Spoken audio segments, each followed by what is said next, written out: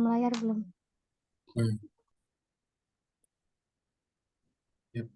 Assalamualaikum warahmatullahi wabarakatuh. This is group 5.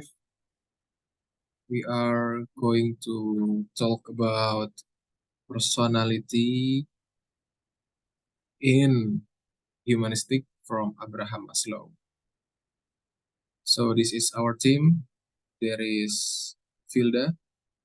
Can you introduce yourself? Filda, can you introduce yourself? Hello. Hello everyone, I'm Filda Valerina and I'm from group 5. Thank you. And there is me, Rizky Tajariardila, as moderator, and there is Fani Aisyah Putri. Can you introduce yourself? Hey, hello everyone, my name is Fania Putri, I'm from group 5. Thank you. And last but not least, there is Amalia Wada Sabila. Amal, can you introduce yourself? Okay. Hello everyone. My name is Amalia Wadasabila, and I'm from group 5. And as we know, we are going to tell you about the personality in humanistic from Abraham Maslow. Silakan begitu menjelaskan biografi. Okay. Right now, I will tell you all about the biography of Abraham Maslow. Maybe you are all already know about him, but maybe some of you didn't know it. Okay, so Abraham Harold Maslow, or often called Maslow, was born in Brooklyn, New York, United States on April 1, 1908. Initially, Maslow majored in law at the City College of New York, but when he realized his interest in psychology, Maslow decided to switch majors to major in psychology at the University of Wisconsin. While studying there, Maslow met Harry Harlow, who was his mentor during his study of psychology. Maslow completed his studies in psychology and earned a doctor at University in Wisconsin in 19 of Wisconsin. In 1937, Maslow decided to become a lecturer at the University of Brooklyn until 1951.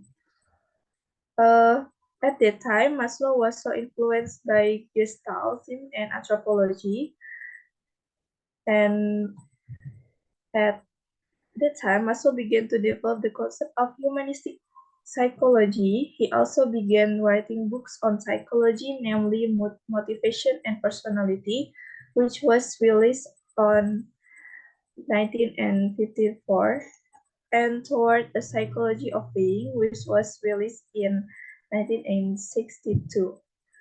Maslow is one of the greatest contributors to the realm of psychology. Humanistic Humanistic psychology is considered the third largest school of thought after psychoanalysis and behaviorism. Maslow made many contributions to the development of psychology. For example, humanistic psychology focused more on the positive aspect of individuals, which at the time, most psychologists focused more on abnormalities in humans. Apart from that, Maslow's theory also makes us more aware of the condition of human mental health, which later from this thought developed into several new psychological concepts such as positive psychology. Next.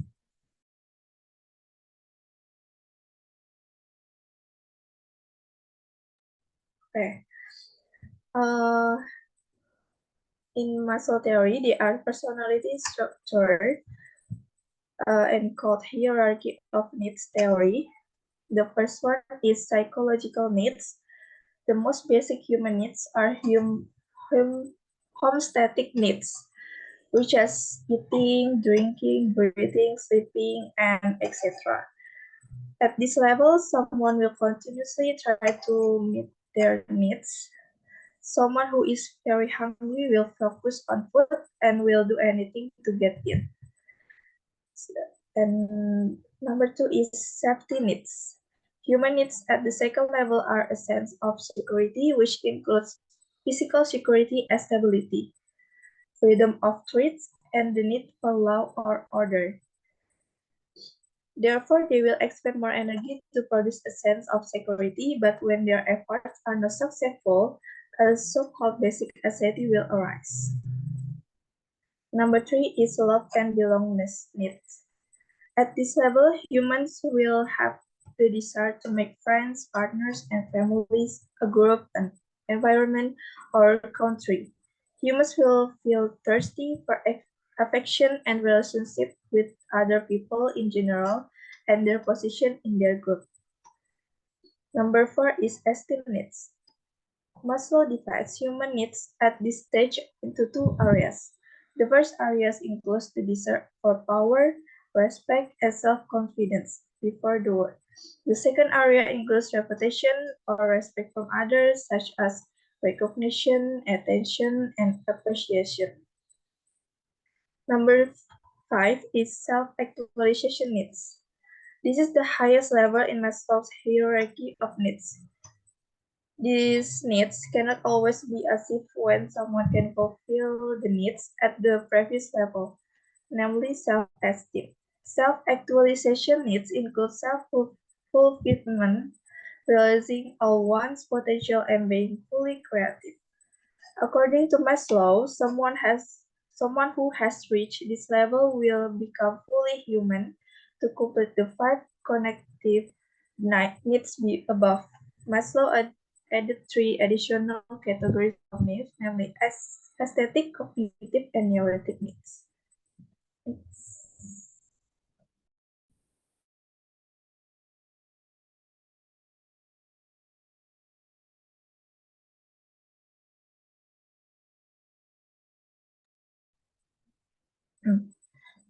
Okay. The aesthetic needs. Aesthetic needs are not universal, but some people may be motivated by the need for beauty or an aesthetically pleasing experiences. A person with strong aesthetic needs wants a beautiful and orderly environment. If these needs are not met, it can result in the person getting sick. Jadi terkadang emang aesthetic needs ini dibutuhkan untuk sebagian orang di mana mereka suka terkait dengan hal-hal kecantikan dan estetik gitu. Selanjutnya, cognitive needs. Humans who give cognitive needs have a desire to solve mysteries, understand things, and want to know. If these needs are hampered, then the five basic needs will be treated. Therefore, knowledge is needed to fulfill the five cognitive needs. When a person's cognitive needs cannot be met, the person can experience skepticism. Jadi maksudnya itu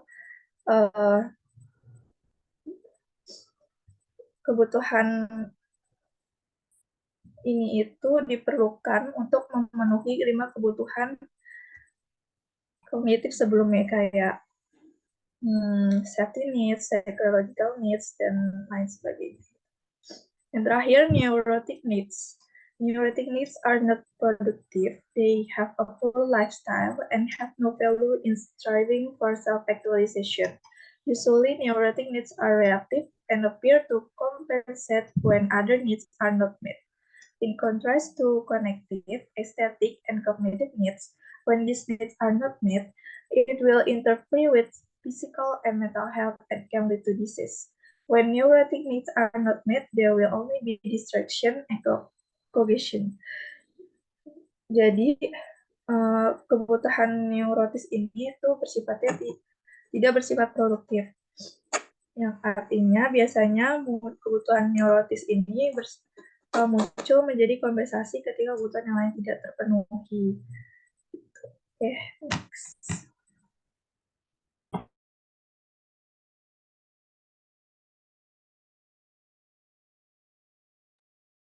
Okay, next I'm gonna explain about dynamic of personality.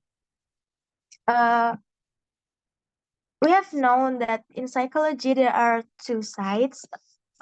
There are Sigmund Freud and John B. Watson. And Maslow, he was like the third side of them, and he jadi Maslow ini yang seperti bersifatnya kayak penengah dari dua sisi ini. Nah, Maslow's view of human nature is that human beings are optimistic, free will, conscious of choosing, unique, able to overcome childhood experiences, and kind. Nah, dari kata-kata able to overcome childhood experiences ini udah beda dari teorinya Sigmund Freud yang menekankan ke childhood experiences. Jadi kalau Maslow ini memandang manusia sebagai orang yang optimistik. Jadi sisi positif banget lah Maslow ini.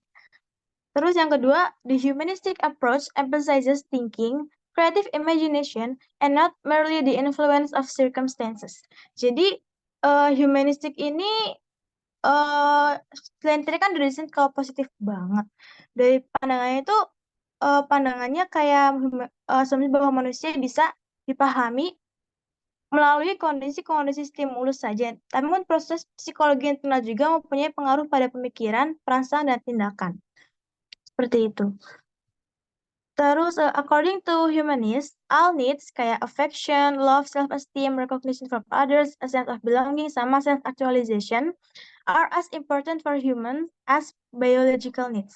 Jadi, selain kebutuhan fisik nih kayak makan, minum, segalanya tuh kebutuhan akan affection sama kasih sayang dari orang lain, harga diri, kebutuhan itu juga sama pentingnya dengan kebutuhan biologis kita. Lalu the basic assumption of humanism that differentiates it from others is that humanism views that humans are not players but seekers of the meaning of life.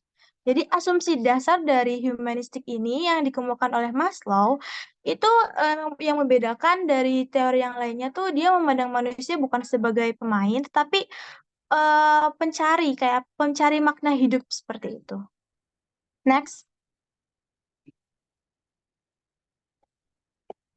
Okay, next there are the development of personality theory. Jadi ini perkembangan mengenai teori Maslow sampai sekarang. Maslow's research was not carried out scientifically because the criteria for identifying self-actualizing people were only Maslow's own opinion. Jadi teorinya Maslow ini penelitian yang dilakukan oleh Maslow ini nggak ilmiah kayak gitu. Jadi base-nya dari opini Maslow aja seperti itu. According to Rogers, Maslow had a false optimism about human nature and ignored the negative side of human experience. Jadi Maslow ini udah memandang manusia dengan positif banget. So positive. He ignored the negative side of human. Every human has negative side, ya kan? Ada positif pasti ada negatifnya. Tapi Maslow theory ignore the negative side of human. Terus ada research conducted by Kitayama and Marcus in 1992 regarding cross-cultural research shows that there are positive feelings from students in the United States which are associated with personal achievement.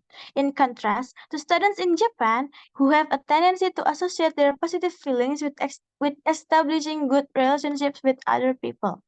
Nah, jadi ada penelitian. Di penelitian ini kalau penelitian lintas budaya ini, jadi ada penelitian kalau orang-orang yang ada di United States atau di Amerika itu mereka lebih terasosiasi dengan personal achievement. Jadi tiap ada penghargaan buat diri sendiri, mereka tuh lebih merasa tinggi gitu hidupnya. Sedangkan kalau dibandingin sama di negara Jepang, itu beda banget. Mereka lebih terasosiasikan perasaan positifnya kalau mereka menjalin relasi sama orang lain, kayak gitu.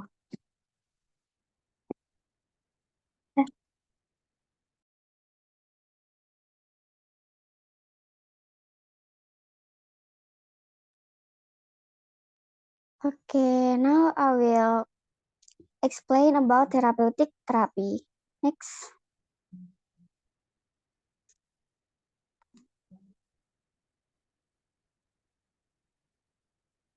Okay. So the humanistic existential counseling process describes a form of therapeutic alliance between the counselor and the client. Existential counselor encourage freedom and responsibility, encourage client to deal with anxiety, hopelessness, and encourage effort to make meaningful choices. Counselor must listen intently so they can understand the counselor's views and then help them express their fears and take responsibility for their own lives. And when the therapist find the whole of the client, then that's when the therapeutic process is at its the best. A therapist's creativity arises from a bond with a client who trusts and cooperates. Jadi pada dasarnya teknik terapeutik ini tuh adalah teknik di mana saat konselor dan konselinya itu saling berinteraksi dengan tatap muka. Yang mana konselornya di situ akan berusaha membuat si konseli ini merasa nyaman dan percaya kepada konselor. Jadi di dalam teknik ini tuh konselor bisa melakukan berbagai hal seperti mendengarkan cerita konseli, memberikan apresiasi dan sebagainya. Seperti yang ada di gambar di PPT itu adalah contoh dari teknik terapeutik, di mana ada seorang wanita yang di sini adalah perawat sekaligus konselor dan juga seorang nenek sebagai konselinya. Next.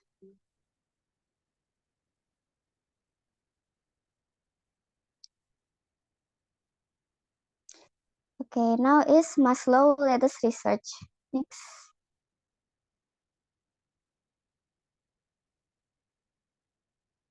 Oke, jadi Maslow penelitian terakhir terbaru tentang Maslow itu ada pendekatan hierarki Abraham Maslow pada prestasi kerja karyawan PT Madu Baru atau PG Madukismo Yogyakarta.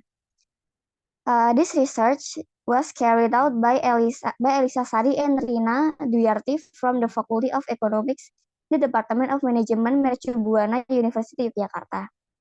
Jadi penelitian ini tuh secara garis besar itu mengatakan bahwa teori kebutuhan Maslow itu telah menerima pengakuan luas dan banyak digunakan secara luas dalam dunia industri untuk menunjukkan adanya hubungan antara pekerja dan formasi kerja. Berdasarkan pada atas, penulis itu tertarik untuk mengetahui motivasi terhadap prestasi kerja dengan cara menggunakan pendekatan teori hierarki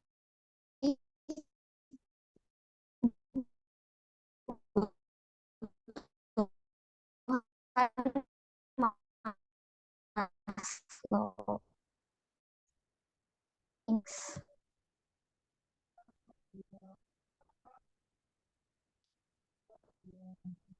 Okay, the conclusion is Maslow is one of the greatest contributors to the field of psychology. His humanistic psychology is considered the third largest school of thought after psychoanalysis and behaviorism. Maslow has the view that humans have a variety of needs that are arranged in the form of level or hierarchies. Each variation of needs that are arranged in the form of level or hierarchies. When the needs at the previous level have been met, complete. Maslow stated that there are 5 types of basic human needs. The 5th level of needs are cognitive, which mean they influence, desire, or motivate. To complete 5 cognitive needs above, Maslow added three additional categories of needs, namely aesthetic, cognitive, and neurotic needs. In the view of humanistic psychology, behaviorism, and psychoanalysis are too negative and deterministic in viewing humans. But the humanistic approach emerged as an attempt to focus on the positive aspect of human. The humanistic approach emphasizing thinking, creative imagination, and not merely the influence of circumstance. Dan juga pribadi atau kepribadian yang baik menurut teori Maslow ini adalah pribadi who can complete each level of hierarchy of needs. Jadi dia bisa memenuhi dari paling bawah hingga atas. Seperti itu. Pribadi yang baik berarti adalah pribadi yang bisa mengaktualisasikan dirinya. Dia ingin menjadi karyawan yang terbaik pada bulan itu, dan dia bisa mengaktualisasikannya dengan memenuhi basic needs, safety needs, need of love, dan lain-lain, maka itu disebut kepribadian yang sehat menurut Maslow. Lalu bagaimana dengan kepribadian tidak sehat? Berarti yang psychopathology artinya someone who cannot complete their basic needs. Jadi dia tidak bisa memenuhi atau memenuhi basic needs-nya. Mulai dari makan, minum, safety needs-nya nggak dapat, need of love-nya nggak dapat, sehingga dia tidak bisa mengaktualisasikan dirinya, seperti itu. Dan aktualisasi Maslow itu berfokus pada dirinya sendiri. Artinya ketika ia ingin menjadi A dan dia bisa menjadi A tersebut, maka dia akan senang, dan itu adalah self-actualization menurut Maslow. Seperti itu. Maka tadi sebelumnya ada kritik bahwa ternyata bahasanya mungkin ada istilah lain tapi saya lupa. Self-actualization atau memberikan rasa positif ke orang lain itu juga termasuk dalam hierarchy of needs, kayak gitu. Kita memberikan hal positif kepada orang lain, dan orang lain tersebut bisa senang dan kita juga ikut senang, maka itu juga menjadi salah satu hal yang baik untuk kepribadian. Tapi itu salah satu kritik. Tapi kalau Maslow berpendapat bahwa ketika seseorang bisa mengaktualisasikan dirinya sendiri, maka dia itu adalah pribadi yang sehat. Seperti itu. So, that's all from Group 5. And thank you. Kita akan bertemu di pembahasan teori kepribadian menurut Abraham Maslow. Dan jika ada yang mau bertanya, silakan bertanya di saat itu. Oke. Terima kasih semuanya. Dadah.